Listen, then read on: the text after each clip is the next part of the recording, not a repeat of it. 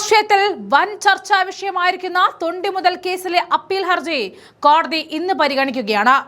മുൻ മന്ത്രി ആന്റണി രാജുവിനെ സംബന്ധിച്ചിടത്തോളം നിർണായകമായ ഒരു ദിവസമാണെന്ന്. ജാമ്യ ഹർജി കോടതിയിൽ തള്ളിയാൽ അദ്ദേഹം ജയിലിലേക്ക് പോകേണ്ടി വരുമെന്ന സാഹചര്യം ഇപ്പോൾ നിലവിലുണ്ട്. ഇത് ഇടതുമുന്നണിക്കും പ്രത്യേകിച്ച് CPIM-നും വലിയൊരു രാഷ്ട്രീയ തിരിച്ചടിയായി മാറുകയാണ്.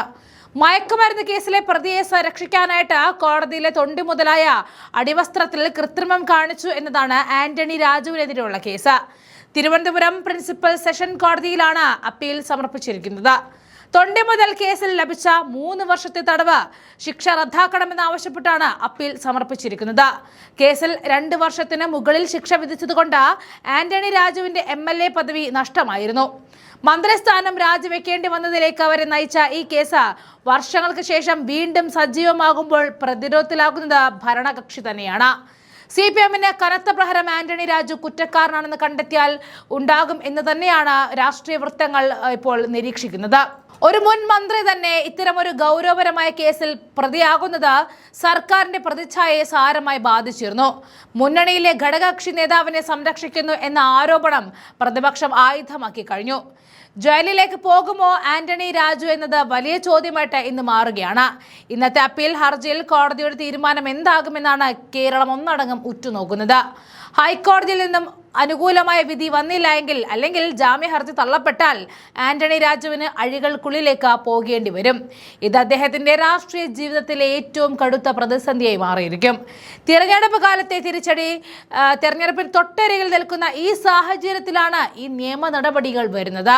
CPM-നെ സംബന്ധിച്ച് വോട്ടർമാർക്ക് മുന്നിൽ ഇതിന് മറുപടി പറയുക എന്നത് വലിയ വെല്ലുവിളിയാണ്.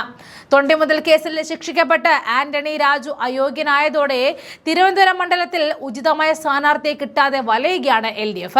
തൊണ്ടി മുതലും തിരുവനന്തപുരവും സീറ്റും പണ്ട് തിരുവനന്തപുരം വെസ്റ്റ് ആയിരുന്ന കാലം തൊട്ടേ കേസിന്റെ പോക്ക് കണ്ടതാണ് ഈ മണ്ഡലം.